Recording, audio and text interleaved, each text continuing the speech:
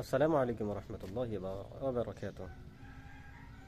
সম্মানিত দর্শক মণ্ডলী, কেমন আছেন সবাই? আলহামদুলিল্লাহ, আল্লাহ সুবহানাহু ওয়া তাআলার দরবারে শুকরিয়া যে আল্লাহ সুবহানাহু ওয়া তাআলা আজকে আমাদেরকে সবচাইতে মর্যাদা সম্পন্ন সপ্তাহের একটা দিন, যেটা ইয়াউমুল জুমআ বলা হয়, জুমার দিন আমাদেরকে উপনীত হওয়ার তৌফিক দান করেছেন, সুস্থ রেখেছেন আলহামদুলিল্লাহ। তো আজকের এই জুম্মার দিনের যে আমলগুলো রয়েছে তার মধ্যে অন্যতম আমল হচ্ছে সলাতুল জুমআ।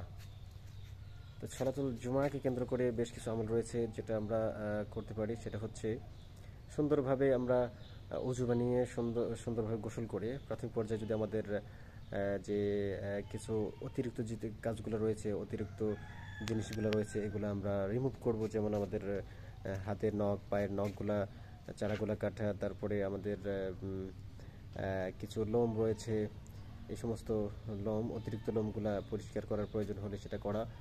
তারপরে সুন্দরভাবে সাবান দিয়ে, শ্যাম্পু দিয়ে সুন্দরভাবে আজকে গোসল করা এবং স্মার্টলি সুন্দর একটা পোশাক পরা এবং স্মেল, আমাদের যে ফ্রাগ্রেন্স রয়েছে, আমরা সেন্ট বা আতর যেটা ব্যবহার করে অ্যালকোহল মুক্ত যে সুগন্ধিগুলো আছে, এটা আমরা ইউজ করে পারফেক্ট এজ এ মুসলিম হিসাবে অজু বানিয়ে রসুল সাল্লাল্লাহু আলাইহি সাল্লামের তরিকা মোতাবেক আমরা আল্লাহ সুবহানাহু ওয়া তাআলার জন্যই ছোট ছোট কদমে পা ফেলে ফেলে মসজিদে পায়ে হেঁটে আসা জুম্মার সলাতের উদ্দেশ্যে।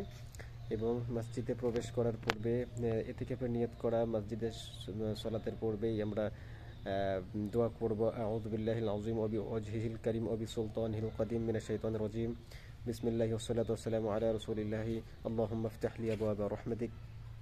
আল্লাহ সুবহানাহু ওয়া তাআলার কাছে আমরা যে দোয়া প্রার্থনা করলাম যে আল্লাহ তোমার রহমতের দরজা খুলে দাও, অনুগ্রহের দরজা, দয়ার দরজা খুলে দাও। এইভাবে কেন মসজিদে ডান পা দিয়ে প্রবেশ করে ইমাম বরাবর, অর্থাৎ একেবারে সামনের কাতারে আপনাকে দেখতে হবে। যে কোনো জায়গায় ফাঁকা থাকলে ওখানে দাঁড়িয়ে আপনার 2 রাকাত সালাত আদায় করতে হবে। সালাত আদায় করে আপনি বসে যাবেন, ইমাম সাহেবের খুতবা শুনবেন, একেবারে মনোযোগ দিয়ে খুতবা শুনবেন, আমলের নিয়তে, জ্ঞান জানার নিয়তে আপনি কি করবেন, খুতবা শ্রবণ করবেন। তো এইভাবে যদি আপনি খুতবা শ্রবণ করতে পারেন, তাহলে আল্লাহর ইচ্ছায় আপনি বাড়ি থেকে মসজিদ পর্যন্ত আসতে যতগুলো কদম পড়েছে, রাসূল সাল্লাল্লাহু আলাইহি ওয়াসাল্লাম বলেছেন প্রত্যেকটা কদমের বিনিময়ে এক বছরের আপনি নফল রোজা এবং নফল রাত্রের যে নামাজের সওয়াব আপনি পাবেন আলহামদুলিল্লাহ। তো যদি আপনি আগে আসতে পারেন, তাহলে আগে আসলে আপনার মসজিদের গেইটে ফেরেশতাগণ লিস্ট করতে থাকে, কে আগে আসলো, তারপরে কে আসলো, এইভাবে করে লিস্ট করতে থাকেন।